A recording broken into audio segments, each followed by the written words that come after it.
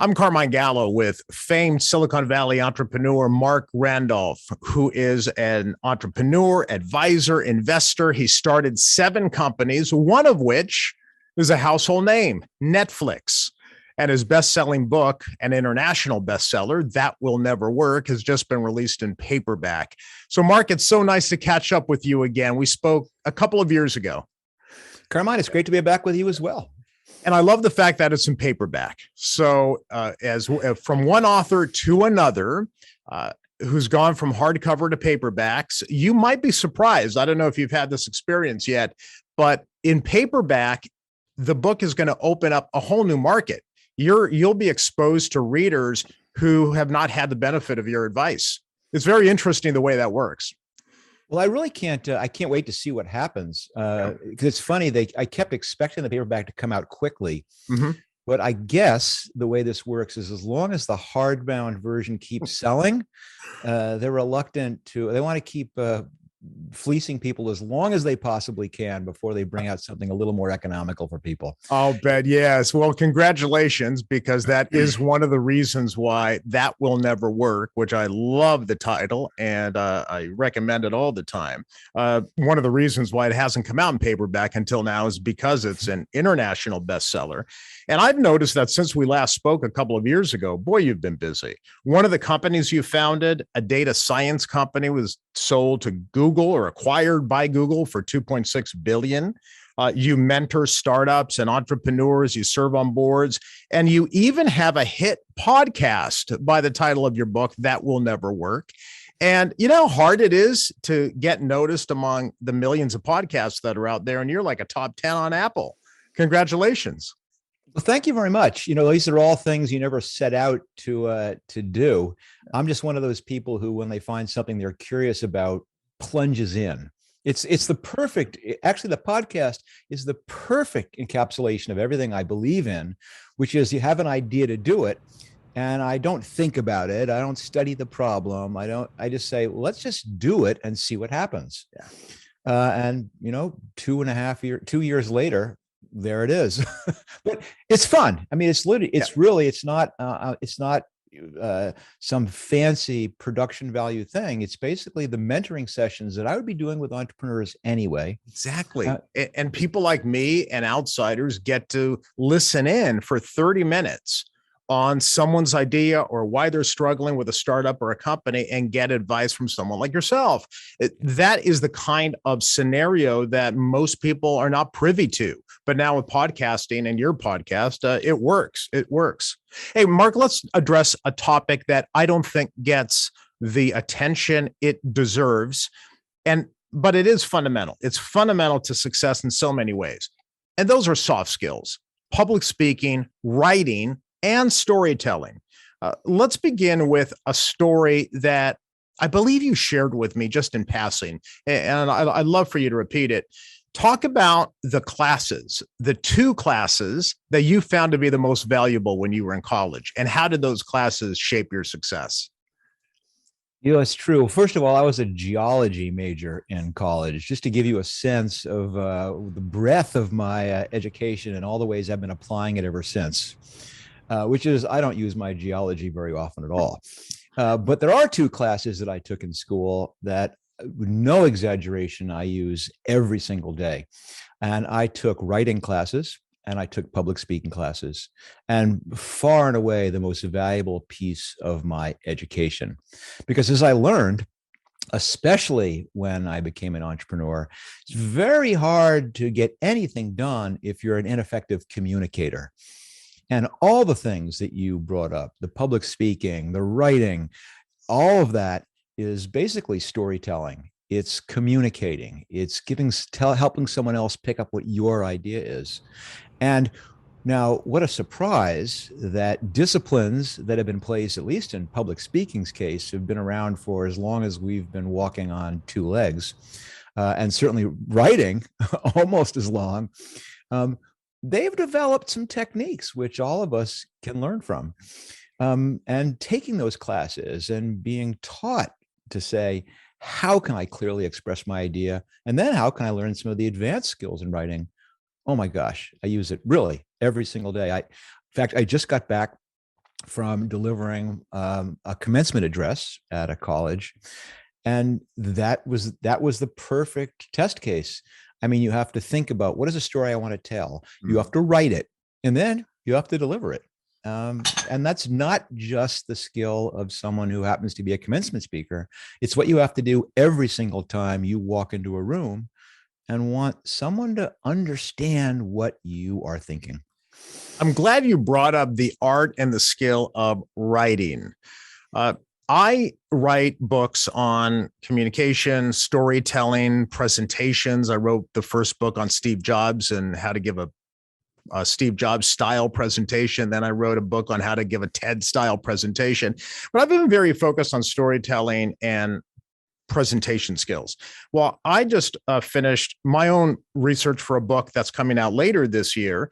That's focused more on Jeff Bezos and his communication tactics that he pioneered at Amazon. But it was the first book where I really got to dive into the art of writing, because people like Bezos and Warren Buffett, as another example, they put a lot of time and effort into these beautifully written and very clear shareholder letters. And Bezos has written, more than 20 shareholder letters, and Buffett even longer than that.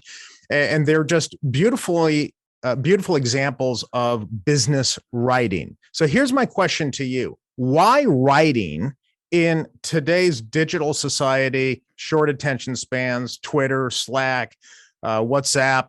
Why is writing still an important skill? Because I can imagine entrepreneurs listening to you, watching this, and saying to themselves, I have no intention of writing a book.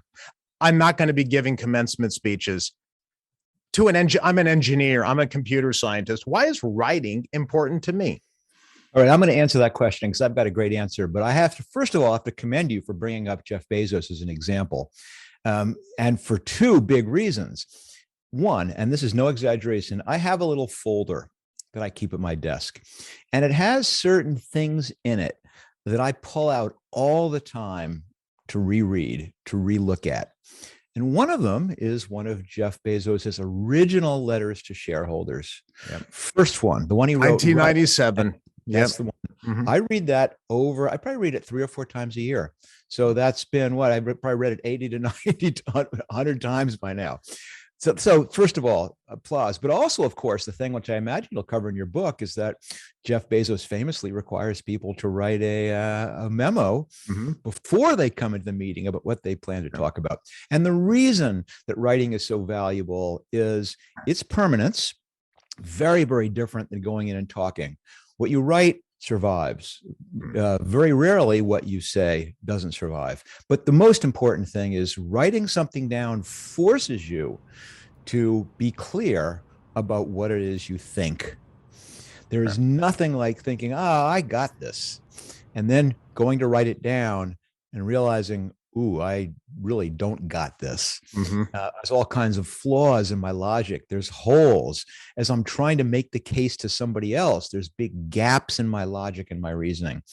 And writing it down really forces you to be clear. The other amazing tactic, and maybe we'll get into this too, is trying to teach somebody. That also really helps you understand whether you know something or not. But in a lot of ways, writing something down is teaching somebody. So that's why I love writing, is it forces me to prove to myself that I understand, that it proves me that I really have to be tight about how I'm going to make my case for something. Speaking of being tight for how you make your case for something, I have seen that you judge pitch competitions where entrepreneurs get 60 seconds to pitch their idea. Well, I recall Spank's founder, Sarah Blakely, once saying that she can learn a lot about a person in 60 seconds. And it's important that in 60 seconds, in order to grab her attention, that you have to clarify your idea, but you also have to tell her what is the idea, clarify the idea, and how it's different. And you can do that in 60 seconds. I think a lot of people might find that hard to believe. But I know that to be true. I know that maybe in 60 seconds, it's hard for me to get Marc Randolph to write a check, but I think I can get your attention in 60 seconds. How does one do that? Two questions. First of all, Marc, one, can you make an impression? about someone in 60 seconds? And two, how am I as an entrepreneur to grab your attention in 60 seconds? Well, first of all, if you want to grab my attention, come riding in a Speedo on a unicycle, juggling flaming pizza boxes. But this is not. I see where you're going. There's a difference between grabbing attention and grabbing your interest. Okay. That's exactly right. So there's two things. First of all, it's called an elevator. It's called an elevator pitch for a reason. You know, the average elevator ride, maybe it's 60 seconds or so. That is the time that you have to communicate so much. You have to communicate, who am I? You have to communicate, do I have my, I'll get this back and forth here. You have to communicate, do you have your hands on the wheel? You have to communicate, do you know what you're talking about? You have to communicate that, yes, you're different than other people and someone I should pay attention to. There is a lot riding on those 60 seconds. And one of the first things that I'm trying to get a sense of is, did this person prepare? Are they winging it? Is this important to them? Did they spend a lot of time thinking about it? But there's also this sense of, are they fluent enough in what they're talking about that it doesn't come across as if it's overly rehearsed and they're just reading it to me? Mm-hmm. If you're just going to read it to me or do a 60-second presentation that basically is memorized something you wrote down, let's all save ourselves the time. Send me an email. Yeah. I kind of want you to come in, be relaxed, be confident. But most importantly, I want you to communicate. I want your points to be ordered. I want you to know what are the important things that I need to know about your business. I want to get a sense that what you're doing for me is perhaps different, that you recognize what my background and experience is, that I'm not fluent at all in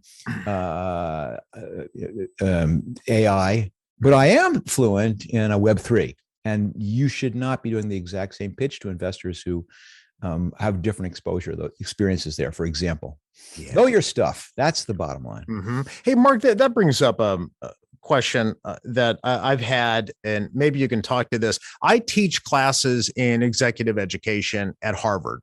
And as a requirement to complete one of the programs, all of the students have to give a 7-minute presentation, a persuasive presentation in front of their peers.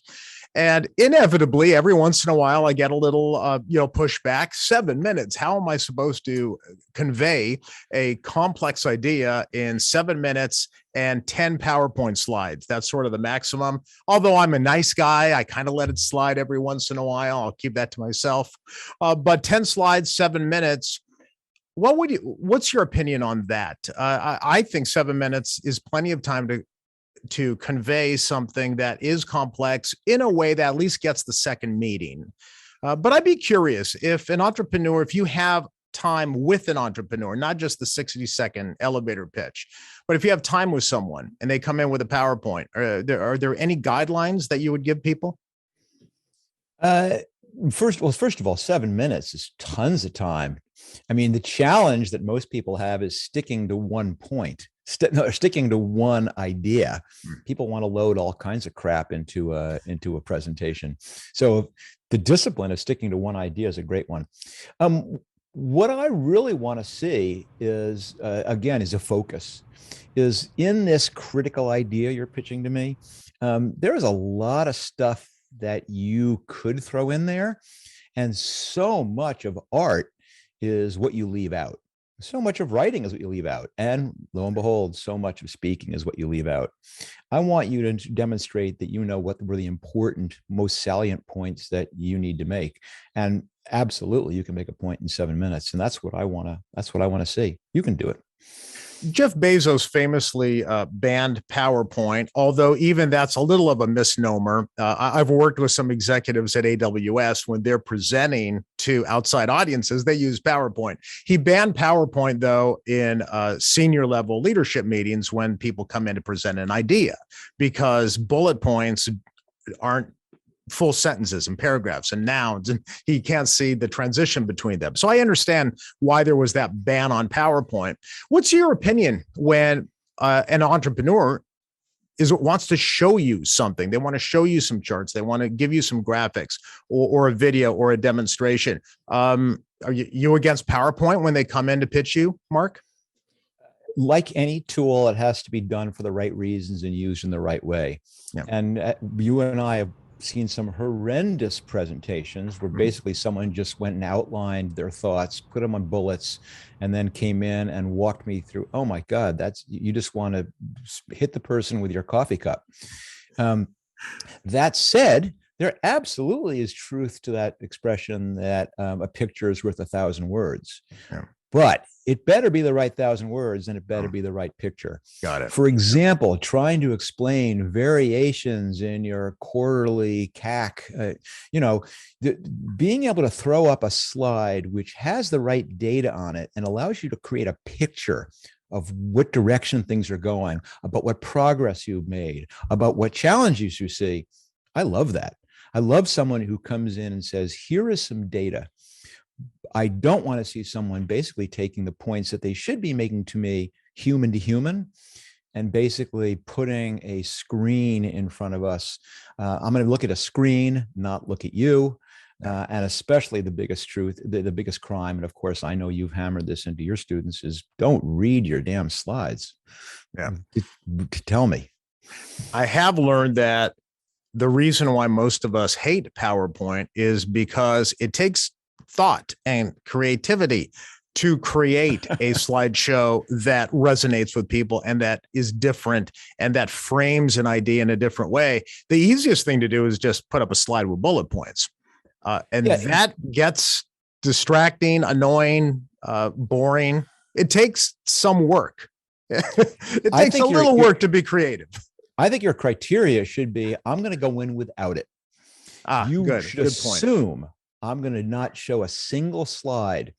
And when you get to a certain point and you're struggling to figure out a way to concisely communicate that using your mouth, that's the point where it's appropriate to say, I think I have something I'd like to show you. And there is a role for it. It's a crutch. And what you want to do is not use that, because then you'll never develop the strength to walk on your own. Hey, here's a thought. Write it first, and then use the slides to complement what you write. Getting back to writing. Hey, one last thing on soft skills, storytelling. McKinsey came out with a survey, came out last year, and it was all about future-proofing your career. In fact, I think that was the title, how to future-proof your career for leaders especially. And I was pleased to see that storytelling was one of the skills that they highlighted. Well, I write books on storytelling. I love storytelling, but I find that there's a little confusion about that, especially in the business world. And you may have come across this too, when you tell entrepreneurs, you need to tell me a story or be a storyteller. I think people in the business world are a little confused on that because they don't see themselves as like creative writers or writing a book or a screenplay or a film. What does storytelling mean to you? How do you explain to an entrepreneur what storytelling is? What I've realized, and I'm certainly not the only person to realize this, is that storytelling is in our DNA. This was the way we communicated ideas to each other from the very beginning, when we were sitting around the fire telling about the brontosaurus hunt. And, no hate mail. I know that didn't coexist, but you know what I mean. Right. I mean, this is how humans forever have passed knowledge on. And because of that, we're hardwired to respond to these things. And as a business person, tapping into that method is so powerful. It's not just communicating facts. It's communicating emotions. It's communicating direction. It's communicating feeling. And what you were trying to do as a leader is not just tell people what to do, but give them a sense of why, and give them a reason, and give them a passion. And that comes from a great story.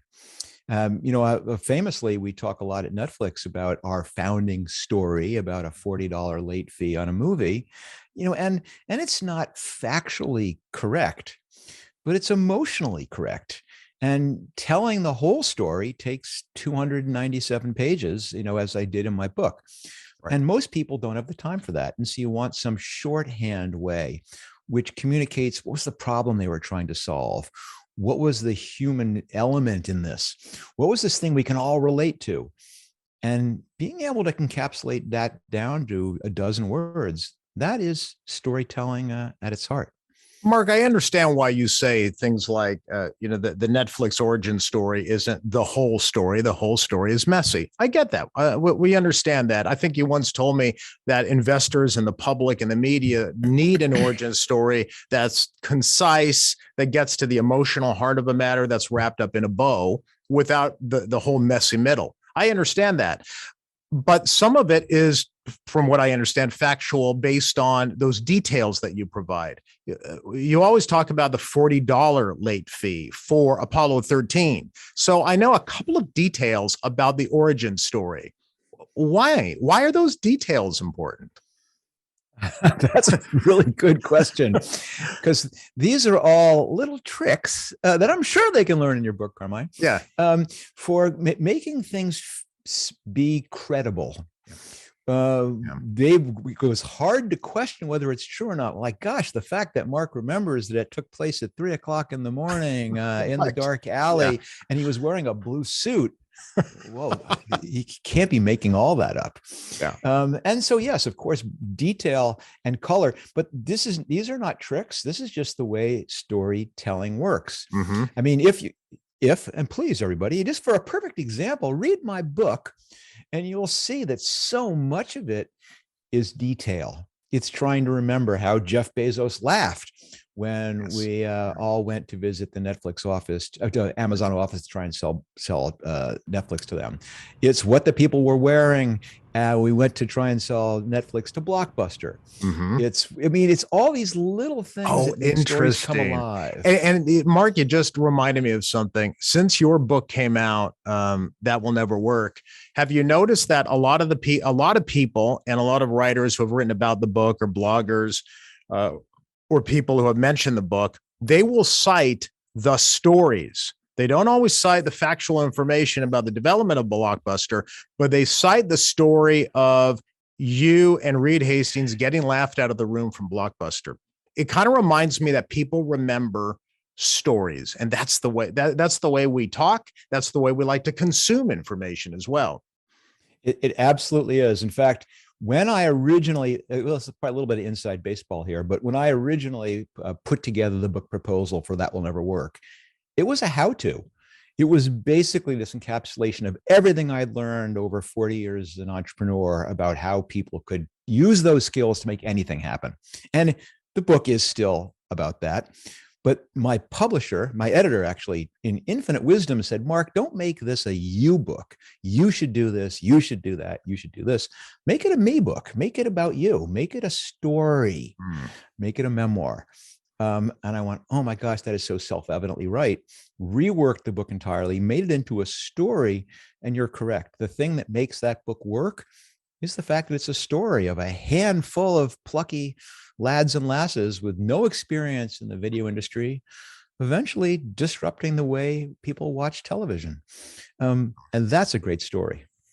Mark, I could talk to you for hours, but I know you have entrepreneurs to mentor. So, hey, thanks for talking to us about those soft skills, public speaking, writing, storytelling, because I think they're fundamental, and I'm glad that you share that attitude as well. That Will Never Work, now in paperback, and the podcast, That Will Never Work, just really terrific resources. So I'm glad that you've kind of taken your wisdom and turning your entrepreneurship journey into good, well-written storytelling advice that other people can learn. Not all entrepreneurs do that, so I think it's valuable. High praise from the master. Thank you, Carmine. Thank you so much, Mark. I'll see you next time. Yes, indeed.